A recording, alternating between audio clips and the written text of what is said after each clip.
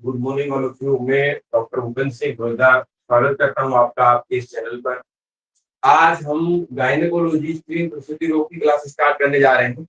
इसको एक बार अपन सुपरफिशियली अपन ने 2 बार पढ़ लिया है, इसका रिवीजन करेंगे और रिवीजन होने के बाद में फिर अपन इसके क्वेश्चन करेंगे। ठीक है, मुझे एक्चुअली कराने तो क्वेश्चन थे, पर एक बार अगली बार क्वेश्चन का पैटर्न ये रहेगा कि सारे आंसर बच्चों से पूछूंगा। इसलिए मैंने ये सोचा है कि एक बार और इसका सुपरफिशियली अपन रिवीजन कर लें और रिवीजन करते ही फिर इसके अपन क्वेश्चन स्टार्ट करेंगे और सारे आंसर स्टूडेंट को ही देने पड़ेंगे।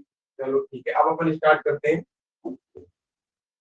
स्त्री एवं प्रसूति परिचर्या वह शास्त्र जिसमें संतान के उद्भव, वृद्धि, विकास एवं प्रसव से संबंधित सिद्धांतों का वर्णन किया जाता है, उसे प्रसूति तंत्र कहते हैं। प्रसूति तंत्र जिसको बोलते हैं वह शास्त्र जिसमें संतान के उद्भव मतलब संतान की उत्पत्ति, वृद्धि, विकास और प्रसव, प्रसव मतलब डिलीवर होता है, उससे डिलीवरी से संबंधित सिद्धांतों का वर्णन किया गया है, उसे क्या बोलते हैं? प्रसूति तंत्र बोलते हैं। प्रसूति तंत्र को आधुनिक शास्त्र में ऑब्स्ट्रक्टिव कहा जाता है। कहा जाता है ऑब्स्ट्रक्टिव। स्त्री रोग को बोलते हैं गायनिकोलॉजी, प्रसूति तंत्र को बोलते हैं ऑब्स्ट्रक्टिव। शायती गर्भोश्यामिति अर्थात गर्भ का वहन करती है, उसे ही क्या बोलते हैं? स्त्री। स्त्री की परिभाषा क्या है? शायती गर्भो यस्यामिति, यस्यामिति इसका मतलब ये भी आ सकता है कि इसका मतलब ये किसके लिए आया है? श्यामिति गर्भोश्यामिति, तो ये गर्भ का वहन करने वाली होती है, स्त्री के लिए आया है। इसके लिए आया है, स्त्री के लिए आया है। वह शास्त्र जिसमें स्त्री से संबंधित सामान्यतः उनके प्रजनन पथ में होने वाले रोगों का वर्णन किया गया हो, वह स्त्री रोग कहलाता है। तो स्त्री रोग क्या है? स्त्री के प्रजनन पथ में होने वाले रोगों का जो वर्णन किया गया है वो क्या कहलाएगा? स्त्री रोग कहलाएगा। क्या मेरी आवाज क्लियर आ रही है सभी को? Audio video visual? तो उसके बाद में अपन देखते हैं कि स्त्री रोग को आधुनिक शास्त्र में क्या बोलते हैं? गायनेकोलॉजी। और ऑब्स्ट्रक्टिव किसको बोलते हैं? प्रसूति तंत्र को। इनमें अंतर क्या है? प्रसूति तंत्र के अंदर तो संतान की उत्पत्ति, वृद्धि, विकास या प्रसव से संबंधित सिद्धांतों का वर्णन किया गया है, और जो स्त्री रोग होता है उसमें स्त्री के प्रजनन पथ में होने वाले रोगों का वर्णन किया गया है। अब अपन आगे चलते हैं। आयुर्वेद शास्त्र में प्रसूति व स्त्री रोग को पृथक वर्णन नहीं किया गया। आयुर्वेद शास्त्र में क्या है? मॉडर्न में तो स्त्री और गायनिकोलॉजी ऑब्स्ट्रक्टिव और गायनिकोलॉजी का अलग अलग वर्णन किया गया है, पर आधुनिक विज्ञान में मतलब मॉडर्न में प्रसूति और स्त्री रोग को पृथक अलग से वर्णन नहीं किया गया है। इसका समावेश कौमार वृत्ति के अंदर ही कर लिया गया है। अभी कौमार वृत्ति क्या होती है? कौमार वृत्ति बोलते हैं पीडियाट्रिक्स। तो पीडियाट्रिक्स के अंदर ही स्त्री एवं प्रसूति रोग का वर्णन कर दिया गया है।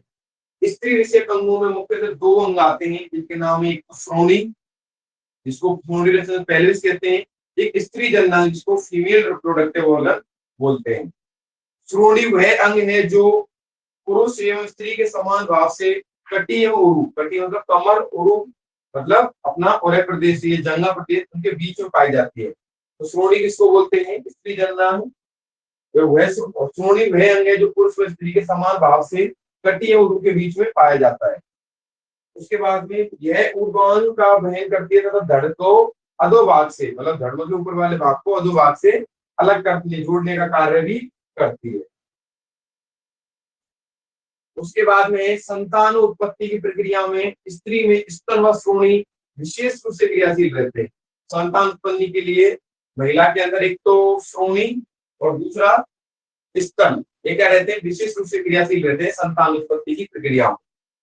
अब श्रोणी होती है, उसमें 3 प्रकार की अस्थियां होती है, जिनका नाम है एक तो अनोमिनेट बोन जिसको बोलते हैं अनामस्थि, एक सेक्ट्रम और कॉक्सिक्स। इनोमिनेट बोन भी 3 प्रकार की होंगी, जिनके नाम है इनोमिनेट बोन, वक्षण या असिउटामुलम की चारों तरफ 3 छोटी छोटी अस्थियां होती हैं। इनोमिनेट बोन में भी 3 प्रकार है, जिनका नाम है इलियम, इस्चियम और प्यूबिस।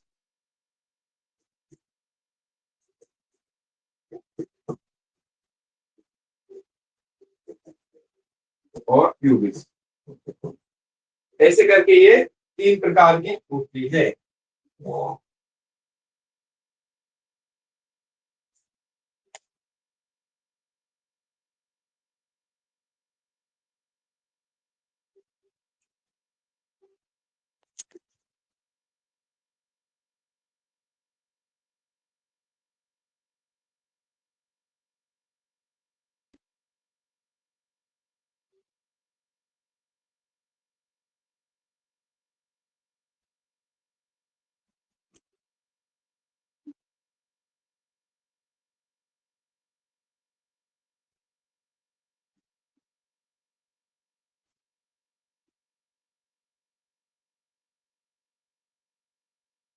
अब अपन आगे देखते हैं। तो अपन ने क्या देखा था, एक तो पेल्विस, जिसको स्नोडियस क्या बोलते हैं, फीमेल रिप्रोडक्टिव ऑर्गन, दो चीज पाई जाती है।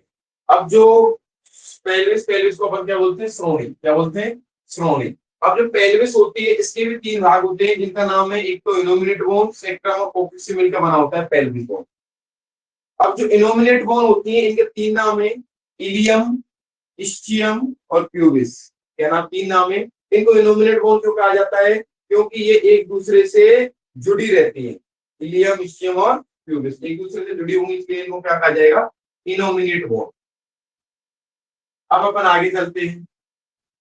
अनुत्रिकास्थि चार अल्पविकसित कशेरुकाओं से बनी होती है। आधुनिक विद्वानों के अनुसार प्रोजेस्टेरोन, आधुनिक विद्वानों के अनुसार प्रोजेस्टेरोन हार्मोन व रिलैक्सिन हार्मोन के प्रभाव के कारण त्रिश्रोणी फलक जैसे सेक्रोइलियक जॉइंट में लचीलापन आ जाता है, जिससे इनके मध्य में लंबाई 1 से 12 mm बढ़ जाती है। श्रोणि गुहा के कार्य, शरीर के अधोभाग को आकार प्रदान करना, धड़ को अधोभाग से जोड़ना, शरीर में स्थित कोष्ठांगों को सुरक्षा प्रदान करना। मतलब श्रोणि गुहा के क्या क्या कार्य होते हैं, एक तो शरीर को अधोभाग से अलग करने का कार्य करता है, धड़ को अधोभाग से जोड़ता है, शरीर में स्थित कोष्ठांगों की सुरक्षा प्रदान करता है, और श्रोणि गुहा में पाए जाने वाले बृहदांत्र, जिसको बोलते हैं लार्ज इंटेस्टाइन, बृहदांत्र बोलते हैं large intestine, urinary bladder, ureter, ureters और फेलोपियन ट्यूब, ओवेरीज और रेक्टम, धमनी एवं स्राव, इनको क्या देता है, ये आश्रय प्रदान करता है या सुरक्षा प्रदान करता है। ठीक है, तो जो धड़ को दो भाग से लगने का श्रोणि गुहा के कार्य पूछ लेंगे, श्रोणि गुहा के क्या क्या कार्य होते हैं। एक तो शरीर के अधोभाग को आकार प्रदान करता है, धड़ के अधोभाग से जोड़ने का कार्य करता है, शरीर में स्थित कोष्ठांगों को सुरक्षा प्रदान करता है, और श्रोणि गुहा में पाए जाने वाले अंग जैसे बृहदांत्र, जिसको बोलते हैं लार्ज इंटेस्टाइन, मूत्राशय, यूरिनरी ब्लेडर, गर्भाशय, बीज वाहिनी, बीज ग्रंथि, मलाशय, धमनी एवं स्राव, ये सब क्या देता है, वो आश्रय प्रदान करता है, आश्रय प्रदान करता है। श्रोणि के भाग तीन होते हैं, जिनका नाम क्या है, पेल्विक इनलेट। अगर श्रोणि के अंदर देखेंगे तो तीन भाग पाए जाएंगे, जिनका नाम क्या है, तो पेल्विक इनलेट, जैसे अंदर से श्रोणि गुहा होती है, एक पेल्विक कैविटी, उसका जो खाली स्थान होता है, पेल्विक आउटलेट, पेल्विक के जो बाहर वाला एरिया होगा उसको बोलेंगे पेल्विक आउटलेट। तो श्रोणि अंतर्द्वार, श्रोणि गुहा और श्रोणि बहिर्द्वार। अब बात करते हैं जननांग की। जनन क्रिया में आवश्यक व सहायक अंगों को जननांग, रिप्रोडक्टिव ऑर्गन या जेनेटेलिया कहते हैं। तो जो जनन क्रिया में आवश्यक व सहायक अंग जो होते हैं वो क्या बोलते हैं, रिप्रोडक्टिव ऑर्गन या जेनेटेलिया बोलते हैं। ये इसके तीन वर्ग किए गए हैं। स्त्री जननांग की बात कर रहे हैं अपन, एक बाह्य जननांग, आंतरिक जननांग व सहायक जननांग। ठीक है, अब बात करते हैं बाहर से दिखाई देने वाले बाह्य जननांग कहते हैं। इन्हें सामूहिक रूप से वल्वा या भग कहते हैं। कि महिला के अंदर जो बाह्य जननांग होता है उसको सामूहिक रूप से क्या बोलते हैं, भग या वल्वा कहा जाता है। इसमें भी तीन भाग हैं। इसके निम्न अंग होते हैं, जैसे मोस प्यूबिस, इसको मांस वेनेरिल भी बोलते हैं, तो मोस प्यूबिस, उसके बाद में लेबिया मेजोरा, लेबिया माइनोरा और क्लाइटोरिस और वेस्टिब्यूल। टोटल इसमें 5 भाग पाए जाते हैं, जिसको बोलते हैं मोस pubis, labia majora, labia minora, clitoris और वेस्टिब्यूल। हाइमन, जिसको योनि पटल कहते हैं, पेरिनियम, मूलाधार, बार्थोलिन ग्लैंड्स और वेस्टिब्युलर बल्ब, ये सारे जो नौ भाग हैं या नौ इसके हैं, तो बाह्य जननांग के अंदर पाए जाते हैं। अब अपन बात करते हैं कि महिलाओं में पाए जाने वाले बाह्य जननांग पुरुष के किस अंग के होमोलोगस होते हैं। होमोलोगस मतलब जिनकी उत्पत्ति पुरुष के अंगों के समान होती है, तो उनको देखते हैं। तो पुरुषों में जो बृहद भगोष्ठ के स्थान पर वृषण कोष पाया जाता है, लेबिया माजोरा था तो बृहद भगोष्ठ था, उसके स्थान पर पुरुषों में क्या पाया जाएगा, टेस्टिस पाई जाएगी।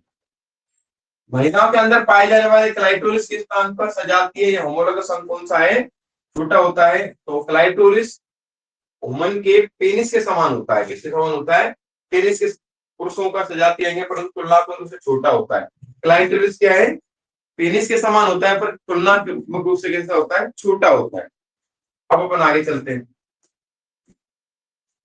बार्थोलिन ग्लैंड संख्या में 2 होती है तथा योनि मार्ग के दोनों पार्श्वों पर लगी होती है। यह आकार में 1.5 सेंटीमीटर तथा इसकी वहेनिया या डक्ट्स की बात करते हैं, लंबाई 2 सेंटीमीटर तक होती है। अब बात करते हैं प्रजनन तंत्र। पुरुषों के स्पंजी पिंड या कॉर्पस पुंजियोसम की सजातीय 1 इंच लंबी होती है। तो प्रजनन पिंड की बात करें, पुरुषों के स्पंजी पिंड या कॉर्पस पुंजियों के समान 1 इंच लंबी होती है। ठीक है, अब बात करते हैं आंतरिक जननांग महिला। अभी तक तो अपन ने क्या देखा था, बाह्य जननांग। अब देखेंगे आंतरिक जननांग कौन से हैं। आंतरिक जननांग में आता है vagina, uterus, fallopian tubes, ovaries. अब जो योनि होती है उसको वेजाइना बोलते हैं। तो आयुर्वेद में इसको शंख की नाभि के समान 3 आवर्तों वाली माना गया है। आयुर्वेद में जो योनि होती है उसको कैसे, शंख की आकृति के समान, शंख की जो नाभि होती है उसकी आकृति के समान, जैसे शंख होता है उसमें से वो होते हैं फोल्ड्स होते हैं, ऐसे ही आयुर्वेद में इसे शंख की नाभि के समान 3 आवर्तों वाली माना गया, 3 फोल्ड वाली बताया गया है। इसके तीसरे आवर्त में गर्भाशय स्थित होता है। तो योनि होता है उसको पहला फोल्ड, दूसरा फोल्ड और जो थर्ड फोल्ड होता है वहां क्या स्थित होता है, गर्भाशय स्थित होता है। क्या होता है, गर्भाशय स्थित होता है। तो अपने को याद कर लेना है, शंख की नाभि के समान आयुर्वेद में किसको बताया है, वेजाइना को बताया गया है। शंख नाभि आकृति योनि त्रयावर्ता सा परिकीर्तिता तस्या तृतीय आवर्ते गर्भशया प्रतिष्ठिता। तो जो गर्भ में तीसरा आवर्त होता है उसमें क्या रहता है, गर्भाशय रहता है उसमें, योनि में। योनि में 3 प्रकार की नाड़ियां भी होती हैं जिनको बोलते हैं समीरणा, चंद्रमशी, गौरी। ठीक है, अब इसमें एक इंपॉर्टेंट क्वेश्चन बनता है यहां से कि समीरणा नामक नाड़ी पर, समीरणा नामक नाड़ी पर शुक्रपात होने पर कौन सी संतान उत्पन्न होती है, पुरुष, महिला या निष्फल। तो संभोग के समय समीरणा नामक नाड़ी पर शुक्र का पात होने से निष्फल हो जाता है, मतलब कोई भी संतान उत्पन्न नहीं होती। अब बात करते हैं चंद्रमसी। चंद्रमसी पर शुक्र का पात होने पर कन्या की उत्पत्ति होती है। किसकी होती है, कन्या की उत्पत्ति होती है। चंद्रमसी नाड़ी पर शुक्रपात होने से किसकी उत्पत्ति होती है, कन्या। गौरी पर शुक्रपात होने पर पुत्र की उत्पत्ति होती है। किसकी, पुत्र की। अगर गौरी पर शुक्रपात होता है तो पुत्र की उत्पत्ति होती है। तो इसके ऐसे गौरी पुत्र गणेश ऐसे याद कर लो, गौरी पुत्र ऐसे बोलते हैं ना अपन, गौरी पुत्र। तो गौरी पुत्र से याद हो जाएगा, गौरी नामक नाड़ी पर शुक्र का पात होने से पुत्र उत्पन्न होता है। और चंद्र कन्या, चंद्र कन्या और चंद्रमसी नामक नाड़ी पर शुक्र का पात होने से कन्या उत्पन्न होती है। ठीक है, और संभोग के समय समीरणा पर शुक्रपात होने से निष्फल हो जाता है, मतलब कोई भी संतान उत्पन्न नहीं होती है। योनि में 4 भित्तियां होती हैं या वाल्व्स होते हैं। योनि में 4 तोरणिकाएं जिनको फोर्निक्स कहते हैं। योनि में 4 वाल होती है, 4 तोरणिकाएं होती है। और योनि में 4 ही स्तर होते हैं जिनको बोलते हैं बाह्य स्तर, मध्य स्तर व अधश्लेष्मिक स्तर। बाह्य, मध्य, अधश्लेष्मिक स्तर और चौथा होता है आभ्यंतरिक। योनि का पीएच मान देखें तो योनि का जो पीएच मान होता है वो 4.5 से 5.5 या अम्लीय होता है। इसमें लैक्टिक अम्ल की उत्पत्ति होती है जिसके कारण वह संक्रमण होने से रोकता है। तो संक्रमण से बचाव की वजह से क्या पाया जाता है, इसकी एसिडिक पीएच होती है और लैक्टिक अम्ल का इसमें क्या होता है,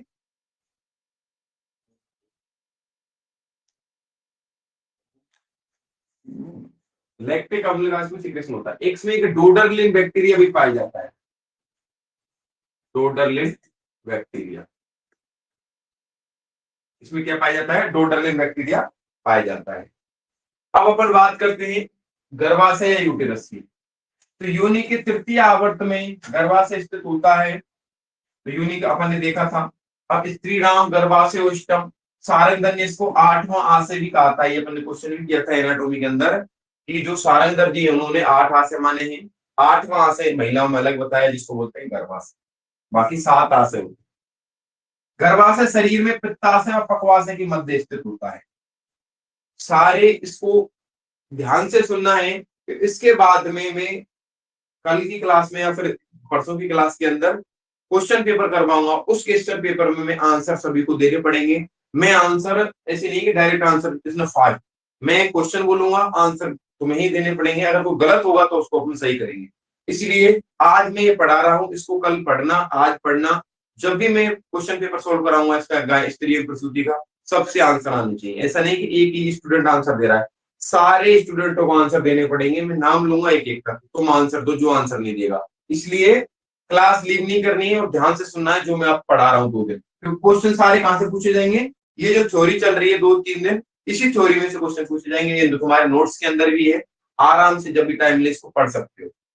अभी लास्ट रिवीजन है, इसके बाद उसका रिवीजन नहीं होगा क्योंकि दूसरी तीसरी बार चल रहा है। तो गर्भाशय शरीर में पित्ताशय और पक्वाशय के मध्य स्थित होता है। गर्भाशय का आकार रोहू मछली के मुख की तरह होता है। तो गर्भाशय का आकार कैसा होता है, रोहू मछली होती है उसके मुख के समान होता है। तो यथा रोहित मत्स्य मुखम भवती रूपा संस्थानम यथा रूपा गर्भाशय स्वयं बबुदिता। तो जो गर्भाशय का होता है आकार वो रोहू मछली के समान होता है। और आचार्य सारंगधर ने गर्भाशय को 8वां आशय बताया है। अब अपन बातें करते हैं। आधुनिक मत अनुसार गर्भाशय की स्थिति श्रोणि गुहा में मलाशय व मूत्राशय के मध्य मानी गई है। तो आधुनिक मत अनुसार गर्भाशय की स्थिति श्रोणि गुहा में कैसे मानी गई है, मलाशय व मूत्राशय के मध्य में। आगे क्या होता है, मूत्राशय, आगे मूत्राशय, बीच में गर्भाशय, उसके पीछे मलाशय, मध्य में। ये चपटे नाशपाती के आकार का होता है। इंपोर्टेंट, बहुत बार क्वेश्चन पूछ लिया जाता है। खोखली आकृति वाला होता है। गर्भाशय की आकृति कैसी होती है, चपटी, जो नाशपाती होती है उसके साथ। इसकी लंबाई 7.5 सेंटीमीटर, चौड़ाई 5.0 सेंटीमीटर तथा मोटाई 2.5 सेंटीमीटर होती है। गर्भाशय सामने की ओर विवर्तित, किंचित झुकी हुई, एंटीवर्टेड एंड एंटी फ्लेक्स स्थिति में होती है। गर्भाशय के 3 भाग होते हैं जिनका नाम है पिंड, जिसको बॉडी बोलते हैं, पिंड बॉडी आकार पर, सर्विक्स एवं ओस से गर्भाशय होता है। यहाँ वेजाइना होती है, बीच में इसको बॉडी बोलते हैं, बॉडी पिंड। और ये सर्विक्स होती है, उसके नीचे ओस बोलते हैं, ओस यूटेरिन, उसके नीचे वेजाइना होती है। तो गर्भाशय मुख बोलते हैं, फिर उसमें सर्विक्स होती है गर्भाशय के ऊपर, फिर क्या होती है, बॉडी होती है। गर्भाशय पिंड की बात करें तो गर्भाशय का 2/3 भाग किसका होता है, बॉडी बनी होती है 2/3। इसमें गर्भ रहता है। इसके ऊपरी भाग जहाँ दोनों तरफ डिंब वाहिनियां आकर खुलती है उसे श्रंग कहते हैं। इसके ऊपर क्या है, ऐसे गर्भ बांधी जाते हैं, इसको क्या बोलते हैं, श्रंग बोलते हैं। इसके ऊपरी भाग जहाँ दोनों तरफ डिंब वाहिनियां आकर श्रंग कहते हैं। श्रंग के ऊपर 2 भाग भुग्ने फंडस, जो ये वाला भाग है इसको क्या बोलेंगे अपन, फंडस, फंडस कहते हैं। गर्भ की अपरा इसी में स्थित रहती है, गर्भ की अपरा इसी में रहती है। गात्र शरीर व ग्रीवा के बीच नलिकाओं के समान संकुचित भाग संकीर्ण संयोजक स्तमक, इसको क्या बोलते हैं अपन, स्तमक बोलते हैं। अब बात करें ग्रीवा, गर्भाशय का निचला भाग क्या कहलाता है, ग्रीवा। ये बेलन के आकार का गर्भाशय मुख और शरीर के मध्य स्थित होता है। गर्भाशय ग्रीवा का ऊर्ध्व भाग जहां गात्र ग्रीवा नलिका, जहां गात्र ग्रीवा नलिका के साथ मिलता है, किंचित संकुचित हो जाता है। अंतर्द्वार एवं अंतर्वो, इंटरनल वोस कहते हैं। बाह्य द्वार के 2 ओष्ठ या पश्च होते हैं। पूर्व ओष्ठ कुछ छोटा तथा पश्चात ओष्ठ बड़ा होता है। ये गर्भाशय के अंतर्द्वार या मुख की बात करते हैं, उसमें 2 ओष्ठ पाए जाते हैं, जिसको ऊर्ध्व अग्र पश्चात ओष्ठ कहते हैं। अब बात करते हैं गर्भाशय स्नायु 6 होते हैं। गर्भाशय में रक्त संवहन, गर्भाशय एक धमनी यूटेराइन आर्टरी तथा डिंब ग्रंथीय धमनी या ओवेरियन आर्टरी से होता है। ओपन आगे का डिंब वाहिनियां, आयुर्वेद के अनुसार इन्हें आर्तव्य स्रोतस कहते हैं। डिंब वाहिनियां होती हैं तो आयुर्वेद के अनुसार इन्हें क्या कहते हैं, आर्तव्य स्रोतस कहते हैं। ये संख्या में 2 होती है। डिंब वाहिनियां क्या है, संख्या में 2। डिंब वाहिनी मतलब फैलोपियन ट्यूब्स।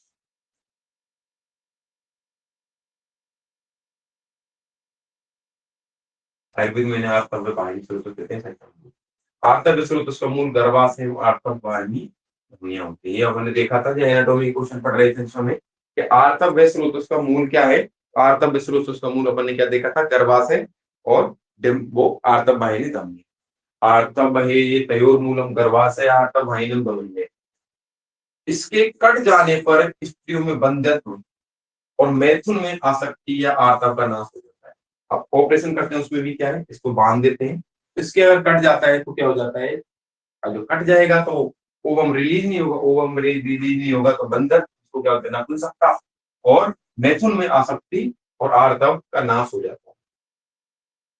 अब अपन आगे देखते हैं। डिम्ब वाहिनी की लंबाई 10 से 12 सेंटीमीटर तो मोटाई 1 सेंटीमीटर होती है।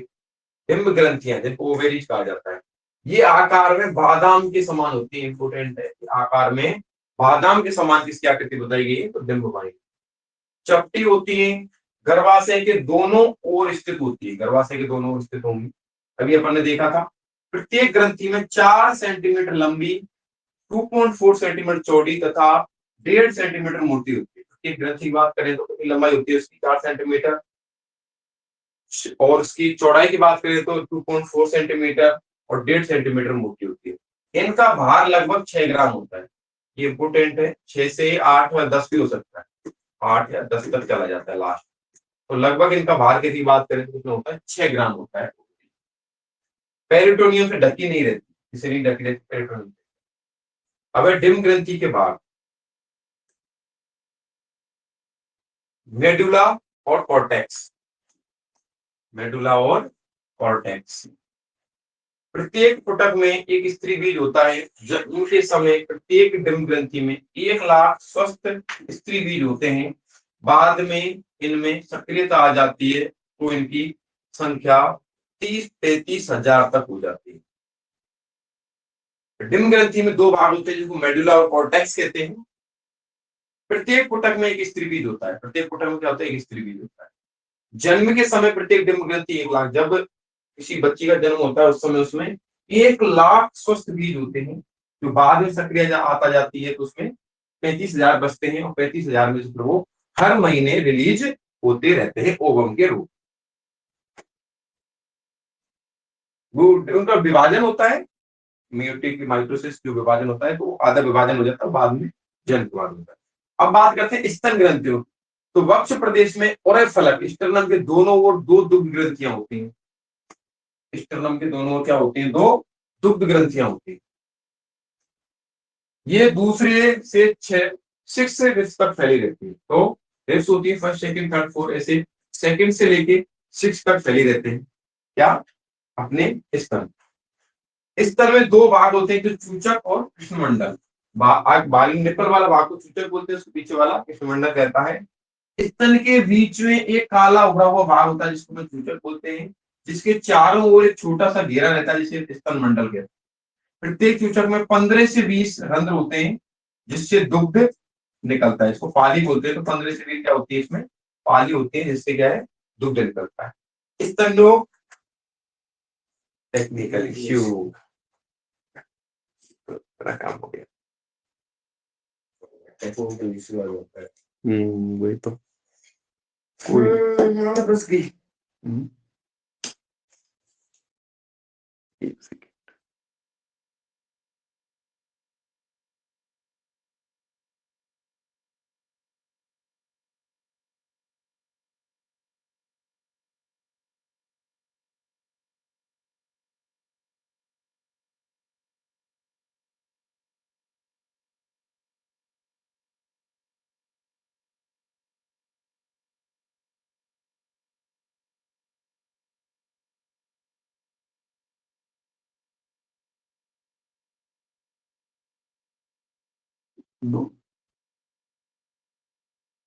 पुंडरीकीर्ण सदृश्यम किसका आकार होता है, पुंडरीकीर्ण सदृश्यम। ऑप्शन है हृदय, नाभि, वस्ती या गर्भाशय। आवाज आ रही है,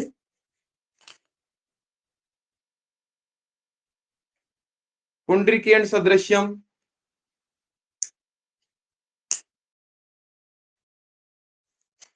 माइक ऑन नहीं हो रहा, मैसेज करो माइक ऑन हो रहा है कि नहीं।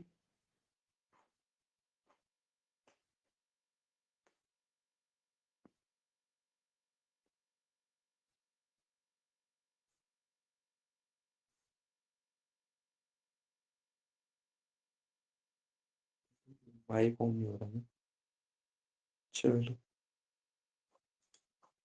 ठीक है, वो वेट करते हैं अपन। अगर लाइट आ गई तो मैं आपको जो रीजॉइन कर लेंगे, नहीं बाकी अपन इसको बाइंड अप करते हैं। फिर एक दूसरा क्लासरूम बनाऊंगा आज में, सभी उससे लिंक ज्वाइन करना अभी।